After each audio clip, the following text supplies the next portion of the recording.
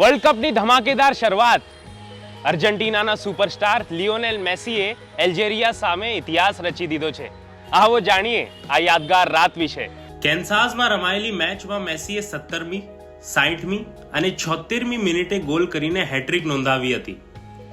આ સાથે તે વર્લ્ડ કપમાં હેટ્રિક નોંધાવનાર સૌથી મોટી વયનું ખેલાડી બન્યો છે. મેસીએ હવે ફૂટબોલના દિગ્ગજ મિરોસ્લેવ ક્લોઝના 16 વર્લ્ડ કપ ગોલના રેકોર્ડની પણ બરાબરી કરી લીધી છે. મેચ દરમિયાન પહેલો ગોલ કર્યા પછી મેસી ખૂબ ભાવુક થઈ રડી પડ્યો હતો. જોકે તેને સ્પષ્ટતા કરી કે આ આંસુ ફૂટબોલને કારણે નહીં પણ તેની અંગત મુશ્કેલીઓને કારણે હતા.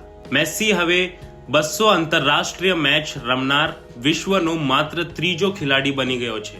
ખાસ વાત એ છે કે તેને એલ્જેરિયાના ગોલકીપર લુકા ઝિડાન વિરુદ્ધ આ ગોલ કર્યા, જે 2006માં મેસીના વિરોધી રહેલા દિગ્ગજ ઝિનેડાઇન ઝિડાનના પુત્ર છે.